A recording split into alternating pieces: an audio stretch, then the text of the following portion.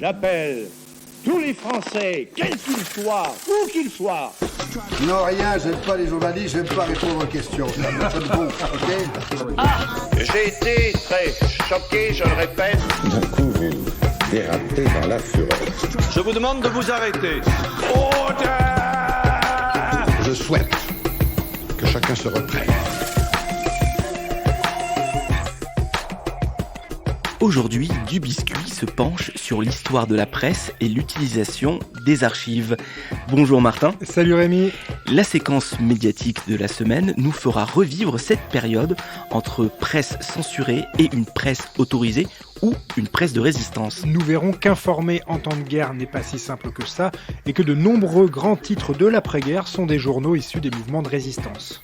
Avec notre invité, nous ferons le point sur la presse depuis 1945, quelles évolutions ou quels changements la presse papier a subi. Patrick Evenot, historien des médias, nous rappellera comment la presse a fait face à l'apparition notamment de la télévision puis d'Internet. Nous ferons également le point sur les sites d'archives, d'images, de photos qui doivent nous permettre d'aborder de multiples thématiques historiques. Grâce à l'INA, à Retro News ou à Gallica, nous pouvons nous servir de ces ressources pour, encore une fois, provoquer le débat et affûter notre esprit critique.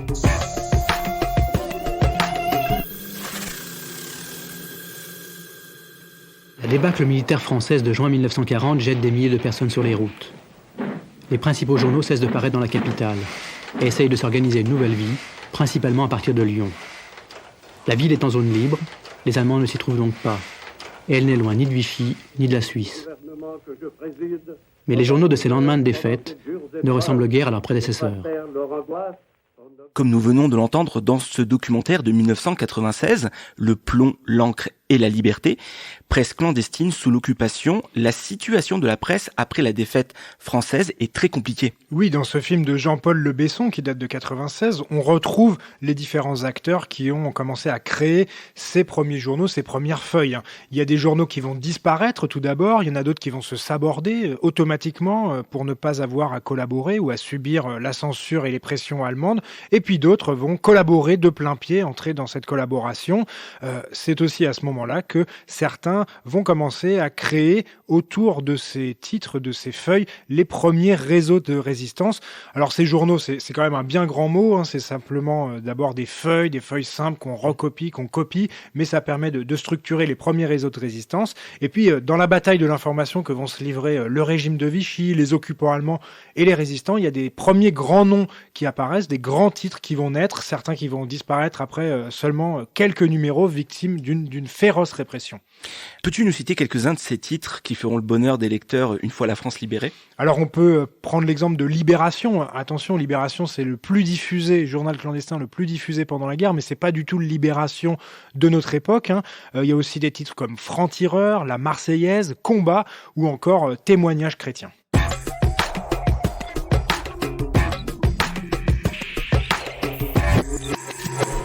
Notre invité, Patrick Evenot, historien des médias, va nous aider à comprendre la suite de l'histoire. Il nous dresse à grands traits l'aventure des journaux français après la Seconde Guerre mondiale. La presse en 1944-45 est complètement épurée, renouvelée, etc. Mais en réalité, elle retrouve très rapidement les fondamentaux de la presse, qui est de faire de l'information, etc. Elle est, pendant les années 50, 60, 70, quasiment la seule à faire de l'information, parce qu'il y a certes des radios et petit à petit des télévisions, mais qui sont soumises à l'État, à la tutelle et à la censure de l'État, et donc jusqu'au début des années 80, la presse règne sur l'information. Et puis à partir des années 80, avec la libéralisation de l'audiovisuel, on a une multiplication des chaînes de télévision, des stations de radio, ce qui fait que la presse est fortement concurrencée et commence un certain déclin. Et puis à partir des années de fin 90-2000, apparaît le numérique, la presse numérique. Alors une partie de la presse papier devient aussi numérique, mais aussi des radios, des télés, etc.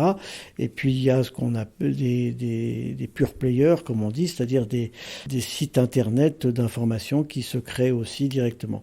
Ce qui fait qu'il y a une énorme multiplication des moyens de communication qui s'est accéléré depuis quelques années avec d'un côté la mobilité, tout le monde a maintenant des mobiles intelligents comme on dit, et puis avec les réseaux sociaux qui se sont multipliés, qui sont pas des canaux d'information mais qui sont des médiateurs entre les canaux d'information, le grand public, etc. Et donc on a un foisonnement, une multiplication gigantesque des capacités d'information, ce qui fait que ça devient de plus en plus difficile à choisir parmi tous ces canaux et à établir un lien de confiance comme il y en avait peut-être avant avec son journal, parce qu'on allait acheter non pas n'importe quel journal, mais un journal en kiosque où on était abonné. Et là maintenant, on a une telle multiplication que c'est de plus en plus difficile de choisir et que les liens de confiance ont fortement décliné depuis une vingtaine d'années. En France, ces liens de confiance qui s'amenuisent, on s'en rend compte la plupart du temps une fois par an lorsque le journal La Croix fait paraître son baromètre, le baromètre La Croix pour la confiance des médias. Ça existe depuis 1987, c'est un sondage réalisé par Kantar, l'ex-TNS Sofres, et par le journal La Croix, et chaque année on voit que la confiance des Français dans leurs médias s'amenuise de plus en plus. Martin, est-ce que tu peux nous donner quelques tendances ? Alors effectivement, déjà, il y a une grosse tendance, c'est que les Français sont souvent méfiants par rapport aux médias, même si la radio, par exemple, est le média dans lequel ils ont le plus confiance. Internet, tout le monde sait à peu près qu'il faut se méfier. Et donc, Internet, il y a des chiffres très bas de confiance dans Internet. On a aussi, plus classiquement, des gens qui vont se méfier complètement de l'information, qu'elle soit radio, télé, web ou presse. C'est les jeunes à plus de 50%, ils s'isolent de l'information. Les femmes, les moins diplômés, les gens engagés politiquement, tout cela, ce sont des gens qui ont de plus en plus de méfiance dans les médias avec...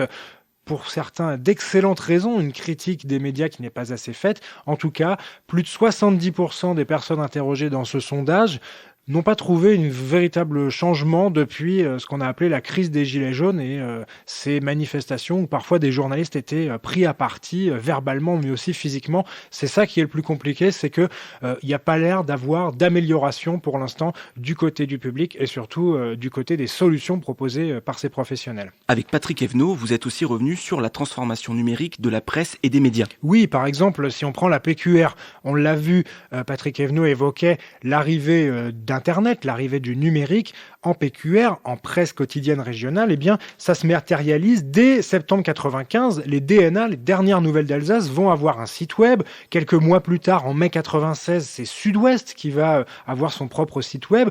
Dans un premier temps, Rémi, on va mettre en ligne tout le contenu. On va pas choisir, c'est le contenu qu'on retrouve dans le journal, mais ensuite, ça va évoluer. À partir des années 97, 98 et puis des années 2000, c'est l'explosion là d'un contenu qui sera exclusivement réservé au web. La difficulté, c'est que la presse quotidienne régionale cherche aussi un modèle. Pour Le Monde, on voit les chiffres actuels qui sont très très bons en vente de numéros dématérialisés, numériques. Pour la presse quotidienne régionale, il y a 1001 manières de traiter l'information sur le web et sur les réseaux sociaux. Pour certains, tout est gratuit, ça permet d'attirer. Pour d'autres, certains articles sont gratuits. Pour d'autres, c'est des articles qui sont gratuits, mais seulement pendant un certain temps.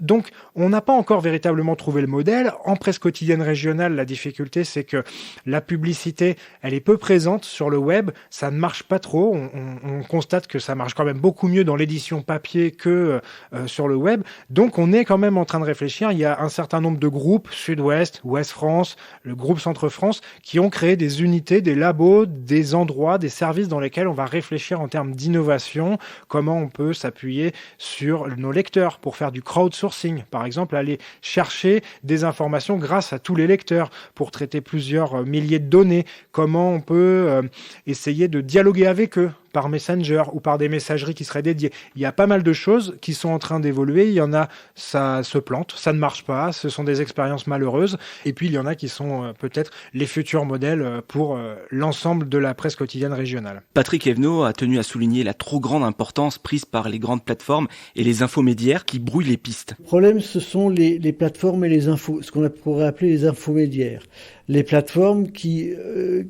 comme Google, parce que c'est la principale, qui vous donne, quand vous cherchez quelque chose d'actualité, qui vous donne un titre, Et puis, bien souvent, on s'en contente. Donc, on ne va pas creuser, lire l'article.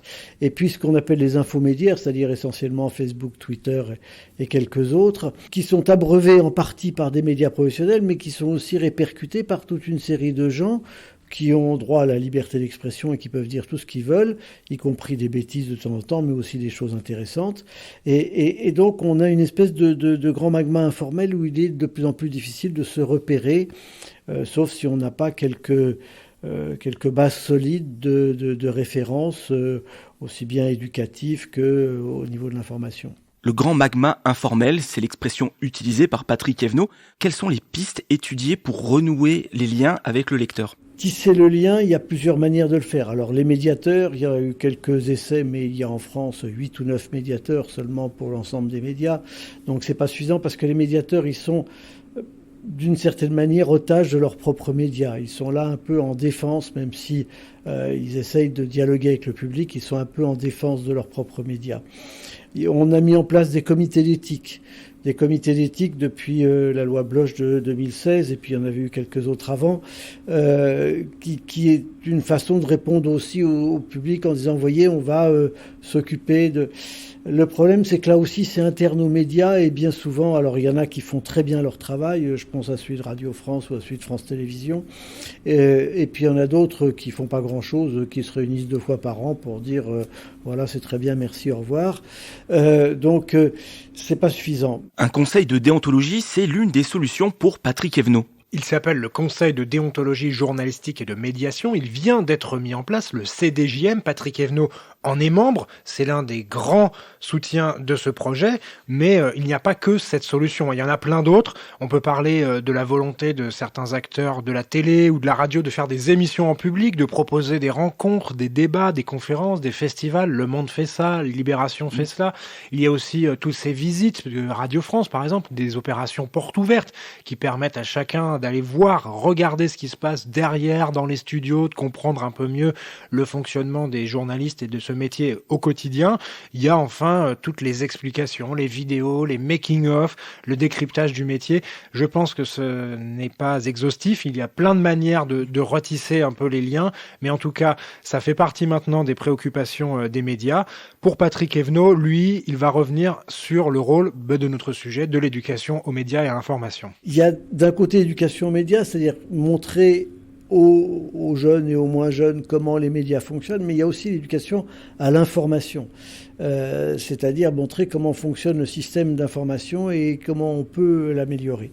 Je crois que tout ça c'est très bien, sauf que il y a 35 000 ou 36 000 journalistes en France, il y a 60 millions d'habitants en France. Vous voyez que le temps que tous les journalistes rencontrent tous les habitants, ça va être très très long.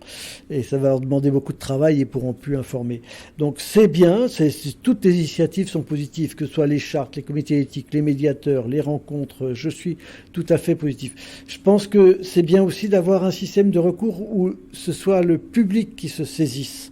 Et c'est pour ça qu'on a créé ce conseil de déontologie journalistique et de médiation, pour que ce soit le public lui-même qui saisisse le conseil et qui ait une réponse claire, nette et précise à toutes ces demandes.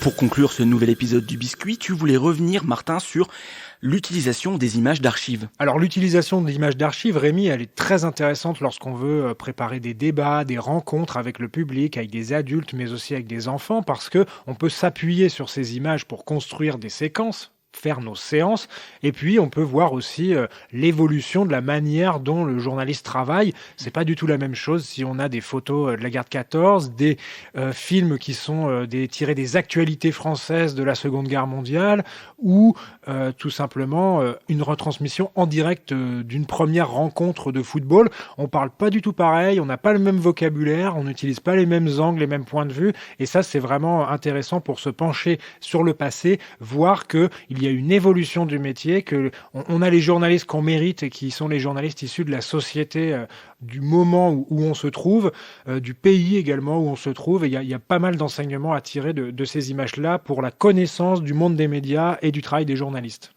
Parmi tous ces sites, on peut peut-être commencer par celui qui est le plus connu, celui de l'INA. Oui, là, on va retrouver sur l'Institut national de l'audiovisuel un certain nombre de vidéos, mais aussi de sons d'archives. Et là, vous pouvez vous perdre dans cette immensité mise à notre disposition. On va pouvoir les utiliser pour de la pédagogie, en classe, dans les médiathèques, etc. Attention, si vous voulez, en revanche, les utiliser dans des podcasts ou dans des documentaires, il y a tout un système de tarification, mais par contre, pour l'utilisation pédagogique, l'INA, vous avez une mine d'informations, vous pouvez trier par date, par thématique, par grande personne, par grand sujet, et là, on va se retrouver, par exemple, avec le ministre de l'information qui est sur le plateau du JT, ou alors on va regarder comment on commentait le sport il y a 50, 60 ans, et alors là, on peut s'éclater. Il y a d'autres sites, bien sûr, celui de la BNF, Bibliothèque nationale de France, avec sa déclinaison qui est Gallica. Là, vous pourrez retrouver tous les journaux. Il y a plus de 600 journaux qui ont été numérisés, des quotidiens, des hebdos. On les a par thématique, on les a par région, les journaux locaux, les journaux de caricature. On parlait tout à l'heure, Rémi, des journaux de résistance. On va trouver des exemples de journaux de résistance si on a envie de travailler sur cette thématique, ou même des journaux de tranchées de la guerre 14-18. Une formidable source, et puis un site tout particulièrement fait exprès, le site de la presse de la BNF, ça s'appelle Retro News. Vous pouvez vous abonner, il va falloir découvrir comment on peut, à moindre frais, s'abonner, parce que c'est un site qui n'est pas en accès libre, mais par contre, il y a là aussi pas mal de choses à faire, puisque on retrouve des sujets qui sont traités à travers la presse depuis 1631 et jusqu'à 1950. 600 titres qui ont été numérisés, enfin c'est formidable comme travail, et il y a des thématiques qui permettent déjà d'avoir des dossiers qui sont constitués. Donc on va aussi laisser faire ces archivistes, ces spécialistes pour nous aider. Retro News, le site de presse de la BNF. Merci Martin. On vous rappelle encore une fois, vous pouvez retrouver cet épisode et tous les autres sur le site lechantier.radio. Et Martin et moi, on vous dit à très bientôt pour un nouvel épisode du Biscuit. Vous pouvez retrouver du Biscuit sur le site lechantier.radio et sur Instagram. N'hésitez pas à liker, partager et à nous attribuer plein d'étoiles sur Apple Podcast. Avant de vous quitter, je vous souhaite bonne chance à chacune et à chacun d'entre vous. Au revoir.